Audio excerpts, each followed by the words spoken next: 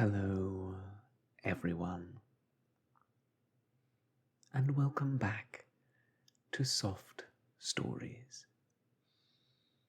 I'm Stratton, and this is Pepper, and today we are going to be continuing our readings of the Memoirs of Sherlock Holmes by Sir Arthur Conan Doyle. The name of this story has always tripped me up. It is one that for the longest time I had only ever seen in writing and not heard the real pronunciation. So I had known it in my youth as the Reigate Squires. That, however, is incorrect. It is actually the Reigate Squires, a town in Surrey, which does exist, as many of the locations in the Sherlock Holmes stories do. So, I will do my best to not make that mistake again for you today, as we begin our reading of the Reigate Squires. Let's dive right in.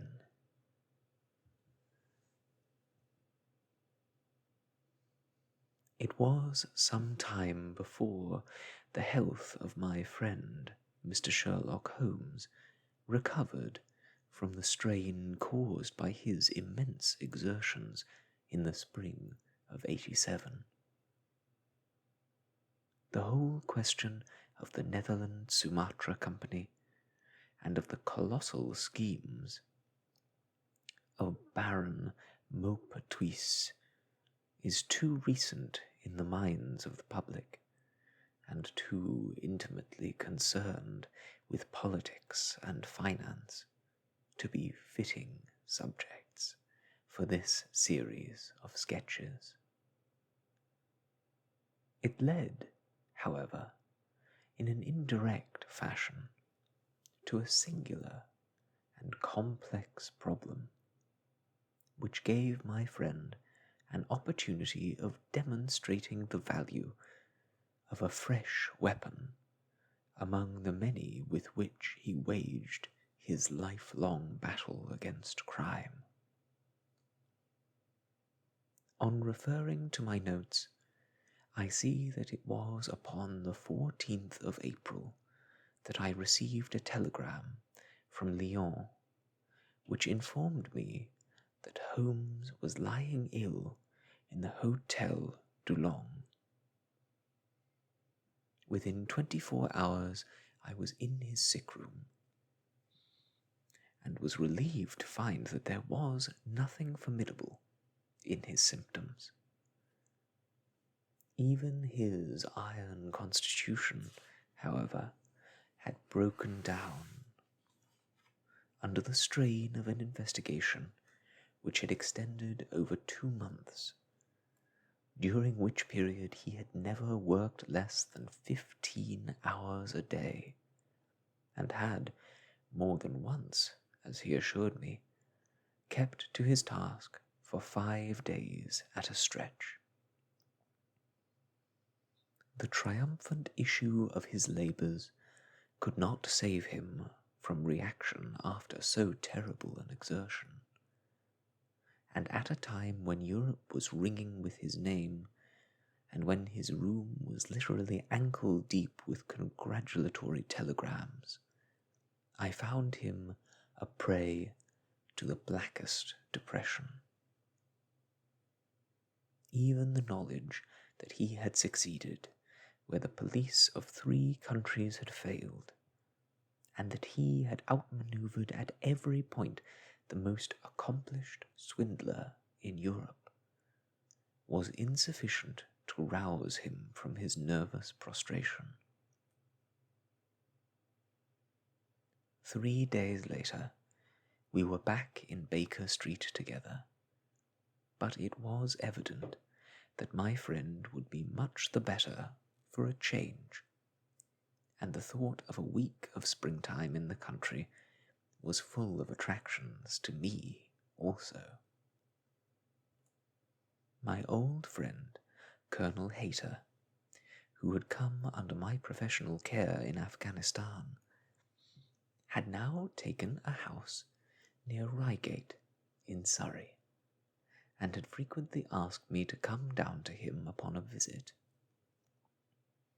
On the last occasion, he had remarked that if my friend would only come with me, he would be glad to extend his hospitality to him also.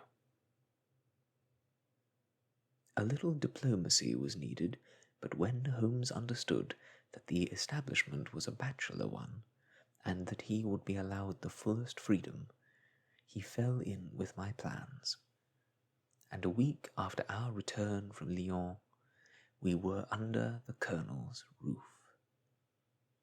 Hayter was a fine old soldier who had seen much of the world, and he soon found, as I had expected, that Holmes and he had plenty in common. On the evening of our arrival, we were sitting in the Colonel's gun-room after dinner, Holmes stretched upon the sofa, while Hayter and I looked over his little armoury of firearms. "By the way," said he suddenly, "I'll take one of these pistols upstairs with me, in case we have an alarm." "An alarm?" said I. "Yes, we've had a scare in this part lately. Old Acton, who's one of our country magnates, had his house broken into last Monday. No great damage done, but the fellows are still at large." "No clue?" asked Holmes, cocking his eye at the Colonel. "None as yet, but the affair is a petty one of our little country crimes, which must seem too small for your attention, Mr. Holmes, after this great international affair." Holmes waved away this compliment, though I could see by his smile that it had pleased him. "Was there any feature of interest?" "I fancy not. The thieves ransacked the library and got very little for their pains. The whole place was turned upside down, drawers burst open and presses ransacked, with the result that an odd volume of Pope's Homer, 2 plated candlesticks, an ivory letter-weight, a small oak barometer, and a ball of twine are all that had vanished." "What an extraordinary assortment!" I exclaimed. "Oh, the fellows evidently grabbed hold of anything they could get." Holmes grunted from the sofa. "The county police ought to make something of that," said he. "Why, it is surely obvious that—" But I held up a warning finger. "You are here for a rest, my dear fellow. For heaven's sake, don't get started on a new problem when your nerves are all in shreds." Holmes shrugged his shoulders, with a glance of comic resignation towards the Colonel, and the talk drifted away into less dangerous channels. It was destined, however, that all my professional caution should be wasted, for next morning the problem obtruded itself upon us in such a way that it was impossible to ignore it, and our country visit took a turn which neither of us could have anticipated. We were at breakfast when the Colonel's butler rushed in with all his propriety shaken out of him. "Have you heard the news, sir?" he gasped. "At the Cunninghams, sir." "Burglary?" cried the Colonel, with his coffee cup in mid-air. Murder! The colonel whistled. By Jove, said he. Who's killed, then? The J.P. or his son? Neither, sir. It was William, the coachman. Shot through the heart, sir, and never spoke again. Who shot him, then? The burglar, sir. He was off like a shot and got clean away. He'd just broke in at the pantry window when William came on him and met his end in saving his master's property. What time? It was last night, sir. Somewhat about 12. Ah, then we'll step over presently, said the colonel, coolly settling down to his breakfast again. It's a baddish business, he added, when the butler had gone. He's our leading squire about here. He's old Cunningham, and a very decent fellow, too. He'll be cut up over this, for the man has been in his service for years, and was a good servant. It's evidently the same villains who broke into Acton's, and stole that very singular collection, said Holmes thoughtfully. Precisely. It may prove the simplest matter in the world, but all the same, at first glance, it is just a little curious, is it not? A gang of burglars acting in the country might be expected to vary the scene of their operations and not to crack 2 cribs in the same district within a few days. When you spoke last night of taking precautions, I remember that it passed through my mind that this was probably the last parish in England to which the thief or thieves would be likely to return for their attention, which shows that I still have much to learn. I fancy in some local practitioner, said the colonel. In that case, of course, Acton's and Cunningham's are just the places he would go for, since they are far about the largest here, and the richest. Well, they ought to be, but they've had a lawsuit for some years, which has sucked the blood out of both of them, I fancy. Old Acton has some claim on half Cunningham's estate, and the lawyers have been at it with both hands. If it is a local villain, there should not be much difficulty in running him down, said Holmes with a yawn. All right, Watson. I don't intend to meddle.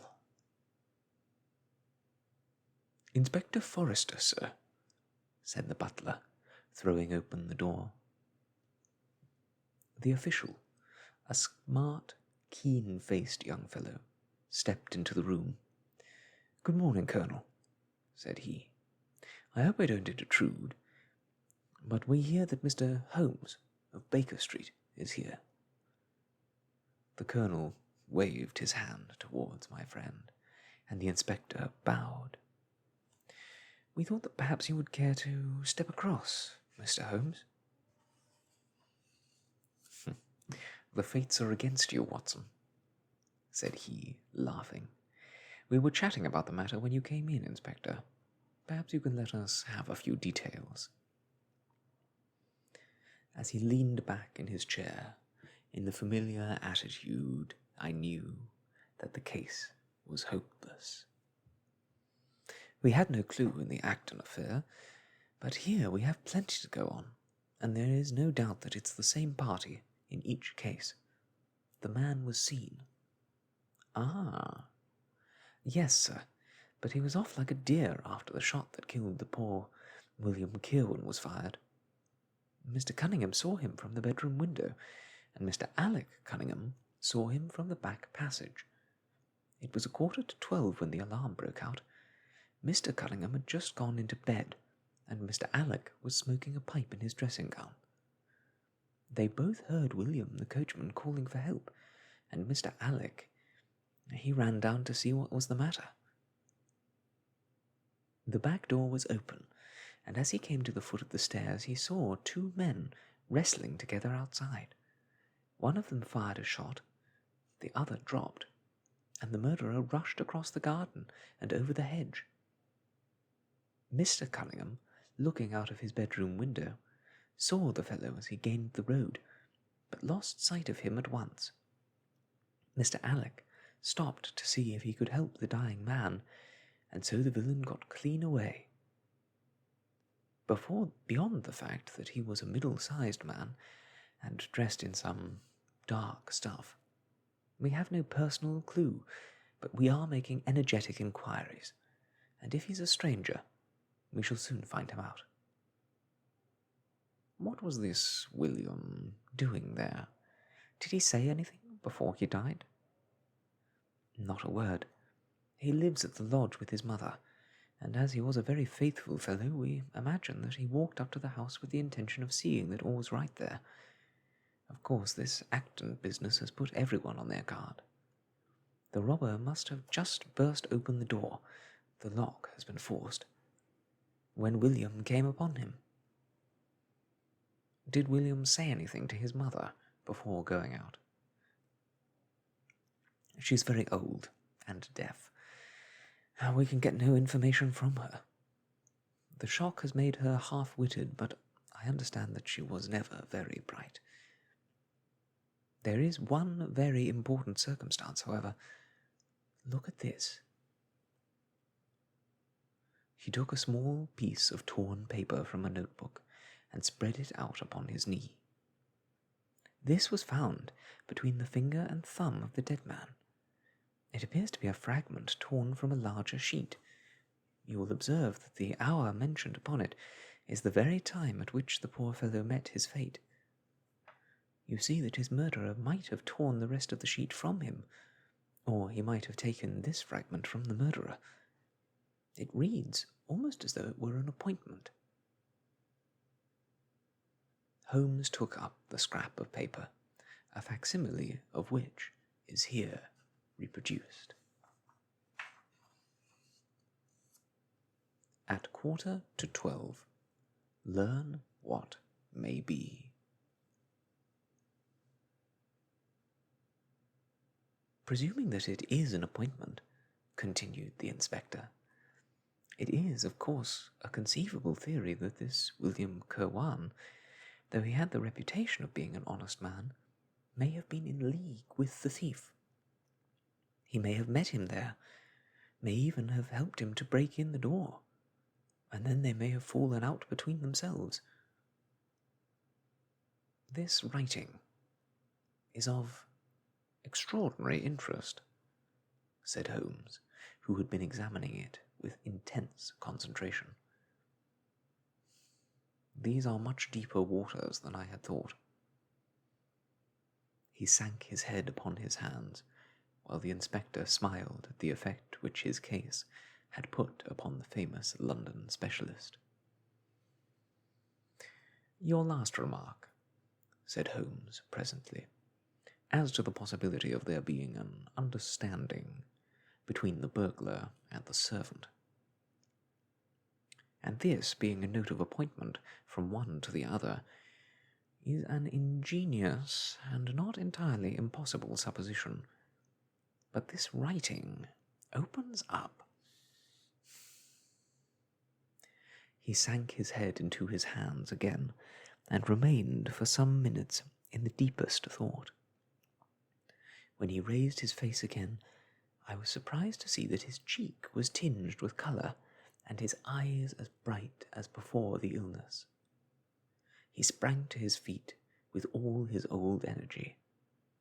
"I'll tell you what," said he. "I should like to have a quiet little glance into the details of this case. There is something in it which fascinates me extremely. If you will permit me, Colonel, I will leave my friend Watson and you, and I will step round with the inspector to test the truth of one or two little fancies of mine. I'll be with you again in half an hour." An hour and a half had elapsed before the inspector returned, alone. Mr. Holmes is walking up and down in the field outside, said he. He wants us all four to go up to the house together. To Mr. Cunningham's? Yes, sir. What for? The inspector shrugged his shoulders. I don't quite know, sir.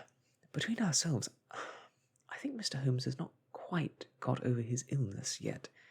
He's been behaving very queerly, and he's very much excited.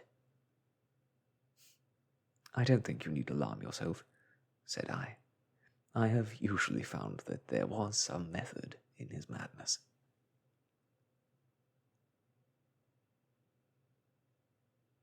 Some folk might say that there was madness in his method, muttered the inspector. But he's all on fire to start, Colonel, so we'd best go out, if you're ready. We found Holmes, pacing up and down in the field, his chin sunk upon his breast, his hands thrust into his trousers pockets. The matter grows in interest, said he. Watson, your country trip has been a distinct success. I have had a charming morning. You've been up to the scene of the crime, I understand? Said the colonel. Yes, the inspector and I have made quite a little reconnaissance together. Any success? Well, we have seen some interesting things. I'll tell you what we did as we walk. First of all, we saw the body of this unfortunate man. He certainly died from a revolver wound, as reported. Had you doubted it, then? Oh, it is as well to test everything. Our inspection was not wasted. We then had an interview with Mr. Cunningham and his son, who were able to point out the exact spot where the murderer had broken through the hedge last night in his flight. That was of great interest. Naturally. Then we had a look at this poor fellow's mother. We could get no information from her. As she is very old and feeble, however. And what is the result of your investigations? The conviction that the crime is a very peculiar one. Perhaps our visit now may do something to make it less obscure. I think that we are both agreed, Inspector, that the fragment of paper in the dead man's hand, bearing, as it does, the very hour of his death written upon it, is of extreme importance. It should give a clue, Mr. Holmes. It does give a clue. Whoever wrote that note was the man who brought William Kirwan out of his bed at that hour. But where is the rest of that sheet of paper? I examined the ground carefully, in the hope of finding it, said the inspector. It was torn out of the dead man's hand. Why was someone so anxious to get possession of it? Because it incriminated him. And what would he do with it? Thrust it into his pocket, most likely, never noticing that a corner of it had been left in the grip of the corpse. If we could get the rest of that sheet, it is obvious that we should have gone a long way towards solving the mystery. Yes, but how can we get at the criminal's pocket before we catch the criminal? Well, it was worth thinking over. Then there is another obvious point. The note was sent to William. The man who wrote it could not have taken it. Otherwise, of course, he might have delivered his own message by word of mouth. Who brought the note, then? Or did it come through the post? I've made inquiries, said the inspector. William received a letter by the afternoon post yesterday. The envelope was destroyed by him. Excellent, cried Holmes, clapping the inspector on the back. You've seen the postman.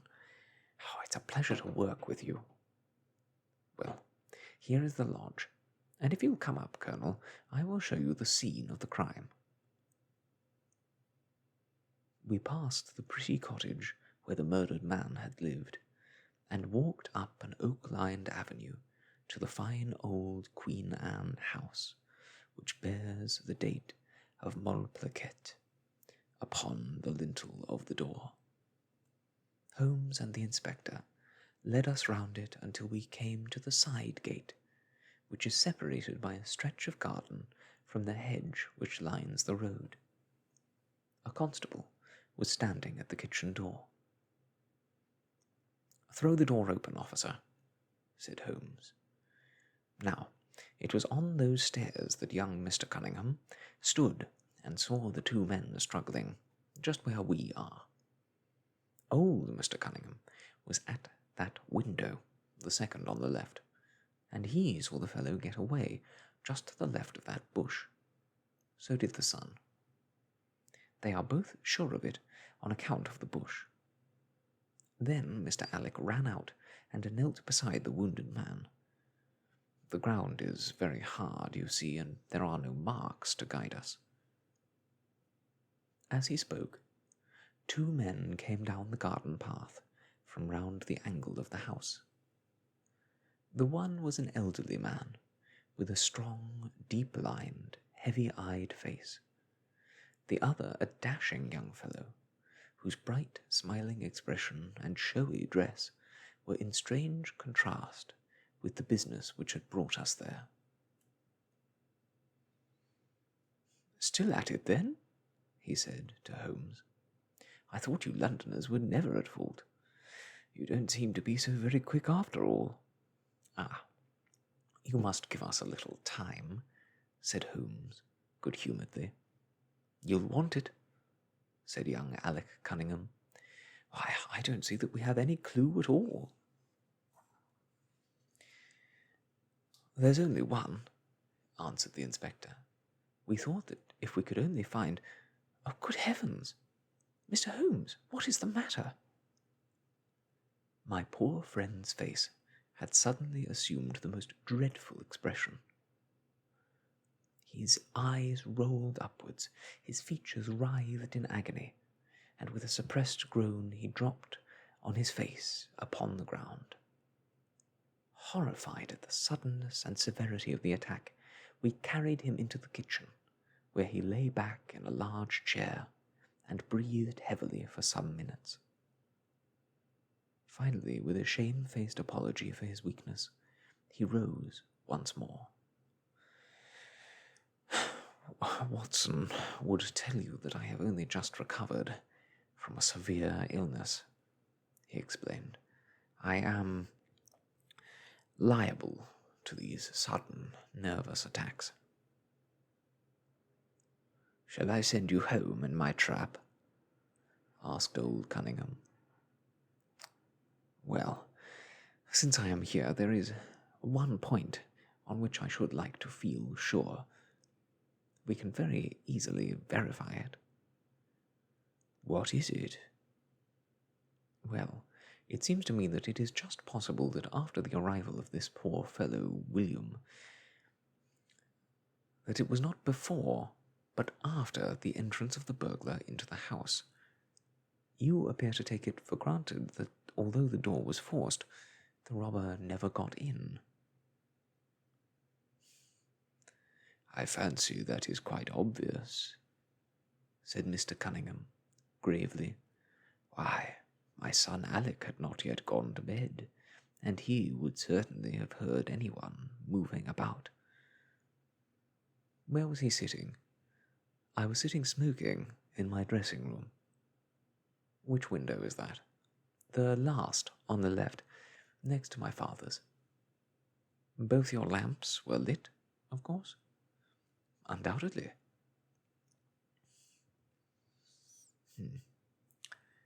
"There are some very singular points here," said Holmes, smiling.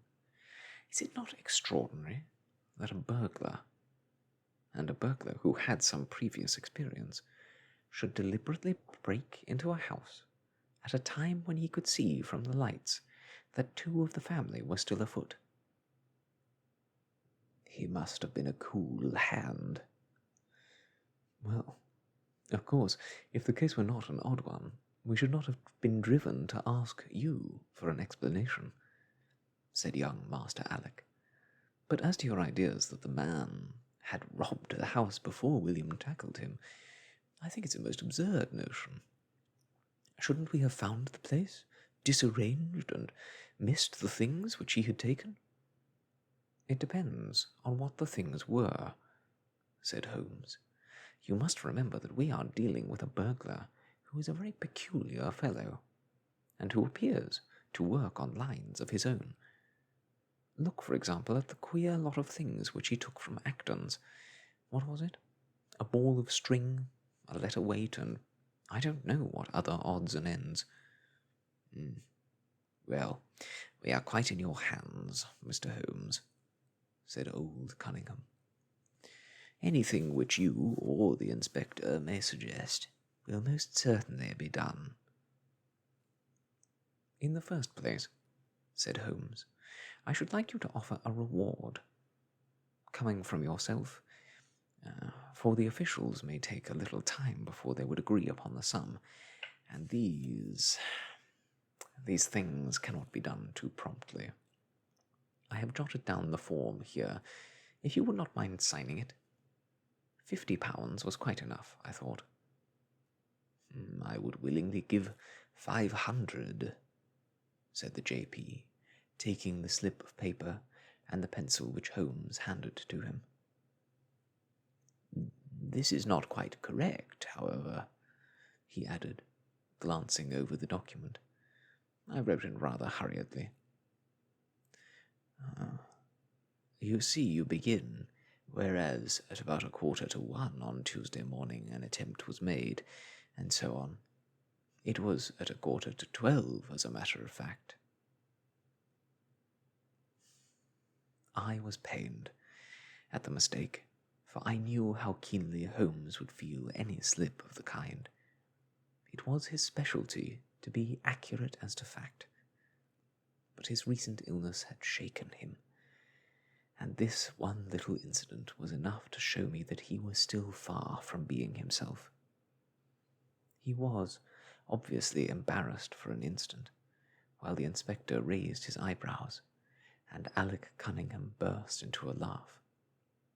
The old gentleman corrected the mistake, however, and handed the paper back to Holmes. Get it printed as soon as possible, he said. I think your idea is an excellent one. Holmes put the slip of paper carefully away into his pocketbook. And now, said he, it really would be a good thing that we should all go over the house together and make certain that this rather eccentric burglar did not, after all, carry anything away with him. Before entering, Holmes made an examination of the door which had been forced. It was evident that a chisel or strong knife had been thrust in, and the lock forced back with it. We could see the marks in the wood where it had been pushed in. You don't use bars, then? He asked. We have never found it necessary. You don't keep a dog? Yes, but he is chained on the other side of the house. When do the servants go to bed? About 10. I understand that William was usually in bed also at that hour. Yes. It is singular that on this particular night he should have been up. Now I should be very glad of you if you would have the kindness to show us over the house, Mr. Cunningham. A stone-flagged passage, with the kitchens branching away from it, led by a wooden staircase directly to the first floor of the house. It came out upon the landing opposite to a second, more ornamental stair, which came up from the front hall. Out of this landing opened the drawing-room and several bedrooms, including those of Mr. Cunningham and his son. Holmes walked slowly, taking keen note of the architecture of the house. I could tell from his expression that he was on a hot scent, and yet I could not in the least imagine in what direction his inferences were leading him. "My good sir," said Mr. Cunningham, with some impatience, "this is surely very unnecessary. That is my room at the end of the stairs, and my son's is the one beyond it. I leave it to your judgment whether it was possible for the thief to have come up here without disturbing us." "You must try round and get on a fresh scent, I fancy," said the son with a rather malicious smile. "Still, I must ask you to humour me a little further. I should like, for example, to see how far the windows of the bedrooms command the front. This, I understand, is your son's room." He pushed open the door. "And that, I presume, is the dressing-room in which he sat smoking when the alarm was given. Where does the window of that look out to?" He stepped across the bedroom, pushed open the door, and glanced round the other chamber. "I hope that you are satisfied now," said Mr. Cunningham tartly. "Thank you. I think I have seen all that I wished. Then, if it is really necessary, we can go into my room, if it's not too much trouble." The J.P. shrugged his shoulders and led the way into his own chamber, which was a plainly furnished and commonplace room. As we moved across it in the direction of the window, Holmes fell back until he and I were the last of the group. Near the foot of the bed was a small, square table on which stood a dish of oranges and a carafe of water. As we passed it, Holmes, to my unutterable astonishment, leaned over in front of me and deliberately knocked the whole thing over. The glass smashed into 1,000 pieces, and the fruit rolled about into every corner of the room. "You've done it now, Watson," said he coolly. "A pretty mess you've made of the carpet." I stooped in some confusion and began to pick up the fruit, understanding that for some reason my companion desired me to take the blame upon myself. The others did the same, and set the table on its legs again. "Hello!" cried the inspector. "Where's he got to?" Holmes had disappeared. "Wait here an instant," said young Alec Cunningham. "The fellow's off his head, in my opinion. Come with me, father, and see where he has got to." They rushed out of the room, leaving the inspector, the colonel, and me, staring at each other. "Upon my word, I am inclined to agree with Master Alec," said the official. "It may be the effect of this illness, but it seems to me that—" His words were cut short by a sudden scream of "Help! Help! Murder!" With a thrill, I recognized the voice as that of my friend. I rushed madly from the room onto the landing. The cries, which had sunk down into a hoarse, inarticulate shouting, came from the room which we had first visited. I dashed in, and on into the bedroom beyond. The two Cunninghams were bending over the prostrate figure of Sherlock Holmes, the younger clutching his throat with both hands, while the elder seemed to be twisting one of his wrists. In an instant the three of us had torn them away from him, and Holmes staggered to his feet, very pale, and evidently greatly exhausted. "Arrest these men, Inspector," he gasped. "On what charge?" "That of murdering their coachman, William Cowan." The inspector stared about him in bewilderment. "Oh, come now, Mr. Holmes," said he at last.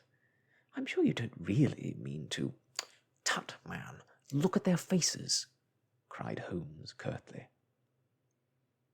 Never, certainly, have I seen a plainer confession of guilt upon human countenances.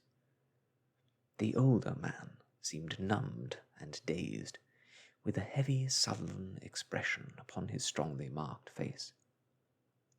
The son, on the other hand, had dropped all that jaunty, dashing style which had characterized him, and the ferocity of a dangerous wild beast gleamed in his dark eyes and distorted his handsome features. The inspector said nothing, but stepping to the door he blew his whistle. 2 of his constables came at the call. "I have no alternative, Mr. Cunningham," said he. "I trust that this may all prove to be an absurd mistake, but you can see that— would you drop it?" He struck out with his hand, and a revolver, which the younger man was in the act of cocking, clattered down upon the floor. "Keep that," said Holmes, quickly putting his foot upon it. "You'll find it useful at the trial. But this is what we really wanted." He held up a little crumpled piece of paper. "The remainder of the sheet!" cried the inspector. "Precisely." "And where was it?" "Where I was sure it must be. I'll make the whole matter clear to you presently. I think, Colonel, that you and Watson might return now, and I'll be with you again in an hour, at the furthest. The inspector and I must have a word with the prisoners, but you will certainly see me back at luncheon time." Sherlock Holmes was as good as his word, for about 1 o'clock he rejoined us in the Colonel's smoking room. He was accompanied by a little elderly gentleman, who was introduced to me as the Mr. Acton, whose house had been the scene of the original burglary. "I wished Mr. Acton to be present while I demonstrated this small matter to you," said Holmes, "for it is natural that he should take a keen interest in the details. I am afraid, dear Colonel, that you must regret the hour that you took in such a stormy petrel, as I am."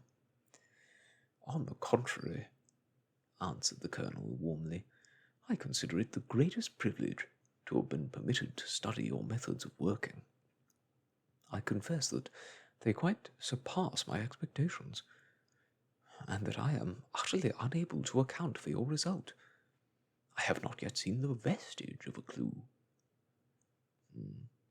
"I am afraid that my explanation may disillusion you, but it has always been my habit to hide none of my methods, either from my friend Watson or from anyone who might take an intelligent interest in them.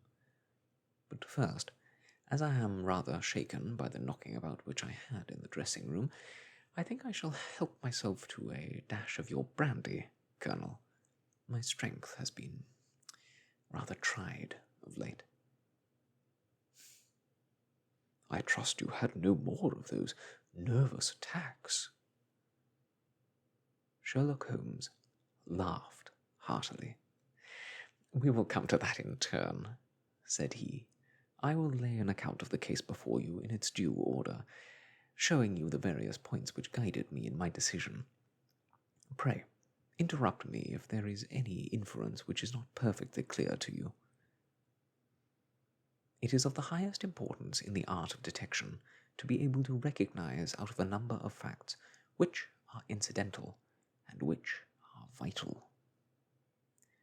Otherwise your energy and attention must be dissipated instead of being concentrated. Now, in this case, there was not the slightest doubt in my mind from the first that the key of the whole matter must be looked for in the scrap of paper in the dead man's hand.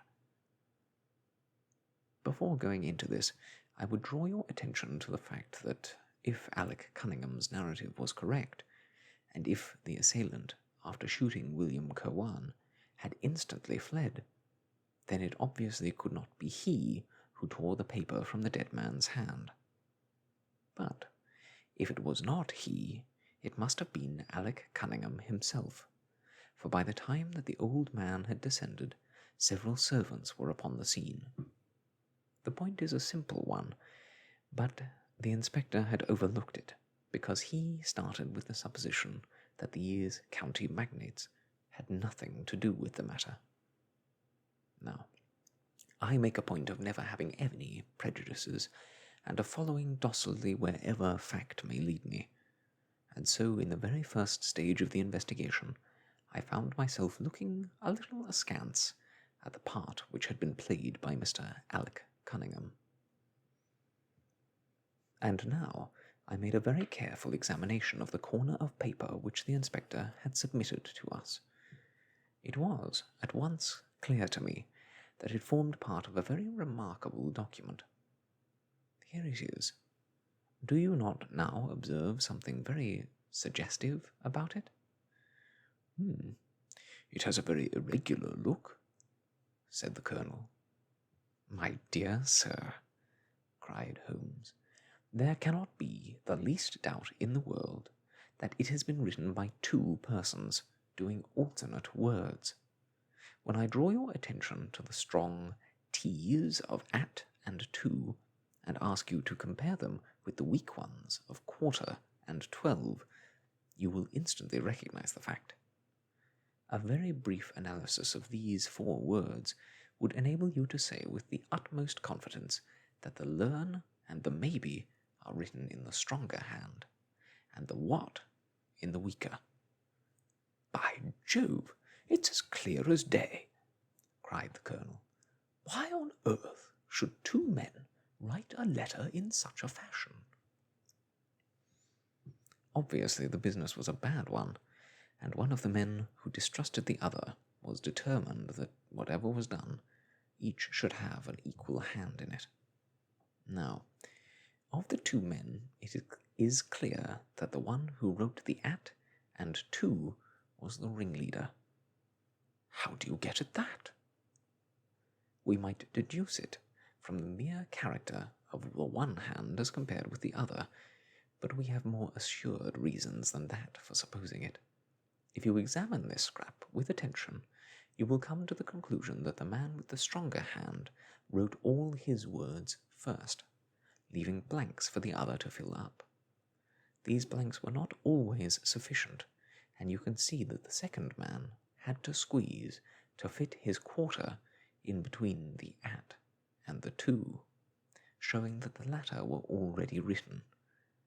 The man who wrote all his words first is undoubtedly the man who planned the affair. Excellent, cried Mr. Acton. But very superficial, said Holmes. We come now, however, to a point which is of importance.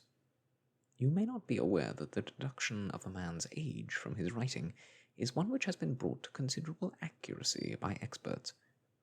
In normal cases, one can place a man in his true decade with tolerable confidence. I say normal cases because ill health and physical weakness reproduce the signs of old age, even when the invalid is a youth. In this case, looking at the bold, strong hand of the one and the rather broken-backed appearance of the other, which still retains its legibility, although the T's have begun to lose their crossing, we can say that the one was a young man and the other was advanced in years, without being positively decrepit. Excellent, cried Mr. Acton again. There is a further point, however, which is subtler and of greater interest. There is something in common between these hands. They belong to men who are blood relatives.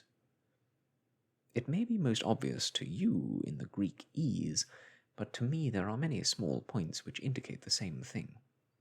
I have no doubt at all that a family mannerism can be traced in these 2 specimens of writing. I am only, of course, giving you the leading results now of my examination of the paper, and there were 23 other deductions which would be of more interest to experts than to you. They all tend to deepen the impression upon my mind that the Cunninghams, father and son, had written this letter. Having got so far, my next step was, of course, to examine into the details of the crime, and to see how far they would help us. I went up to the house with the inspector, and saw all that was to be seen.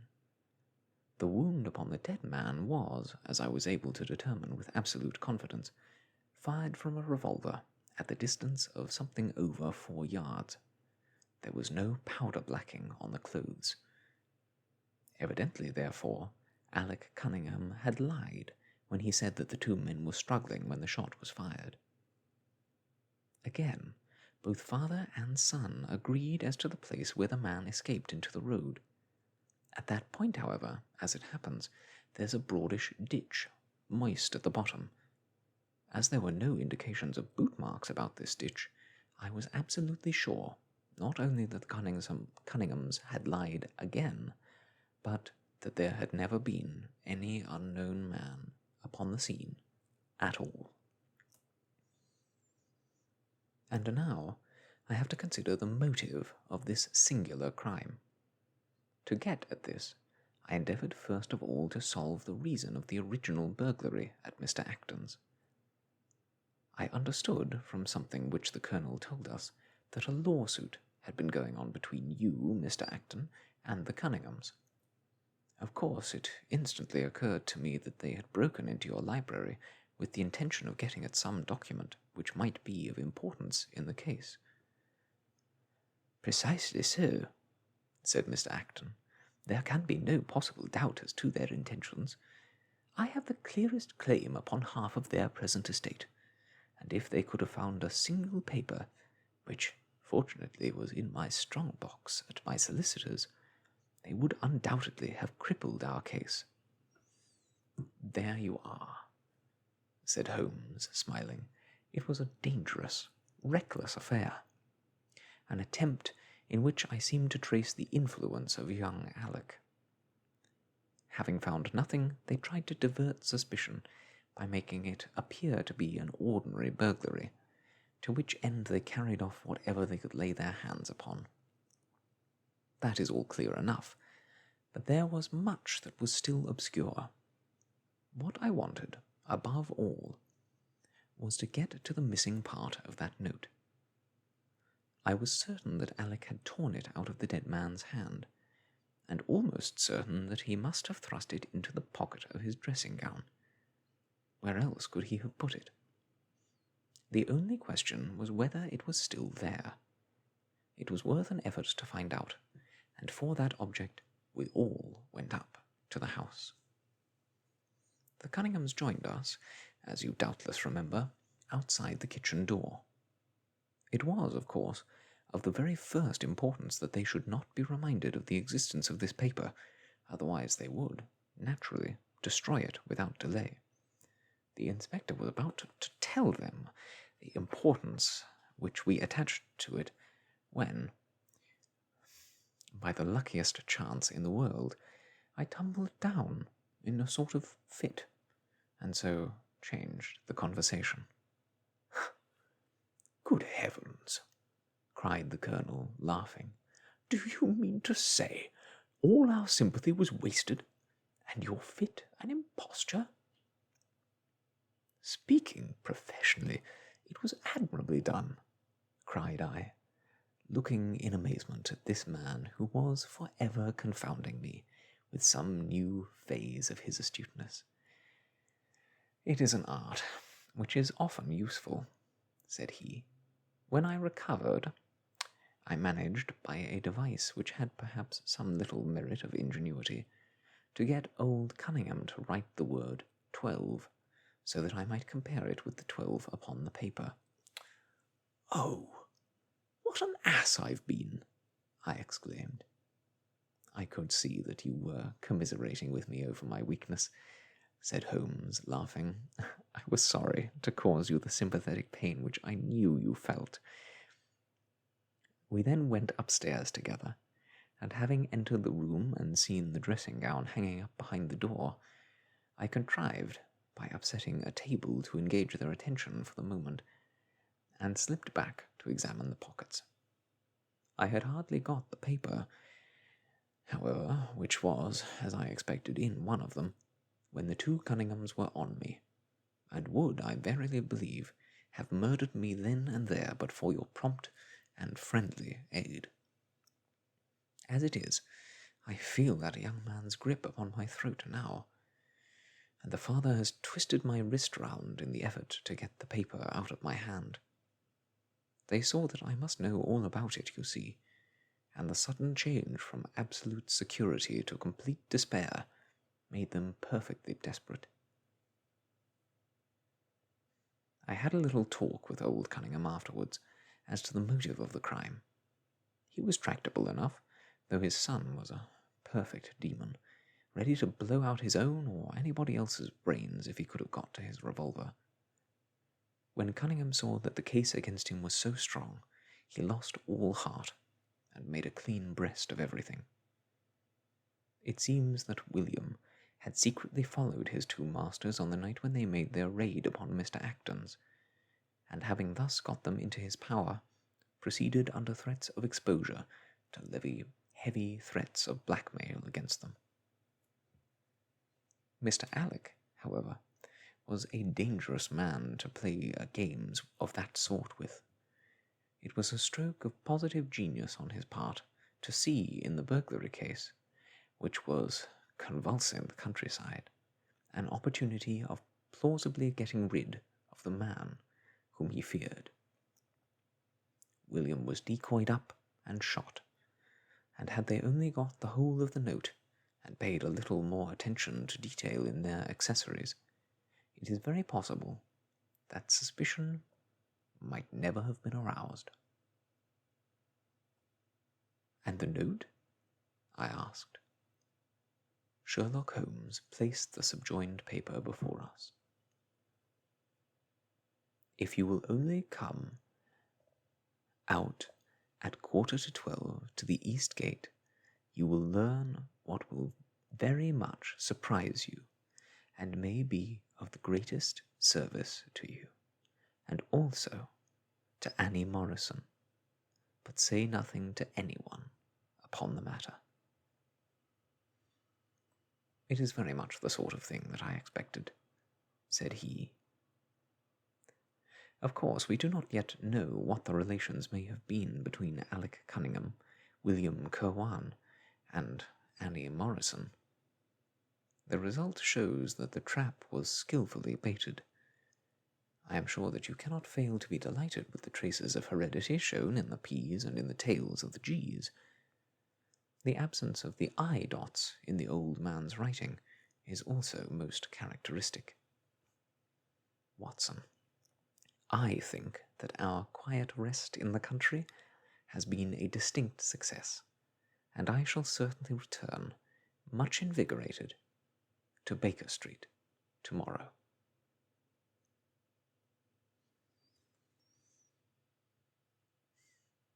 And that, my friends, is the end of the adventure of the Reigate Squires. I hope you enjoyed it just as much as I did. Thank you so much for joining me today on Soft Stories. I hope that you have had a wonderful and relaxing time, and that you will join us again soon for another of the Memoirs of Sherlock Holmes. But now I must leave you, and until next we meet, I wish you all the best, and goodbye.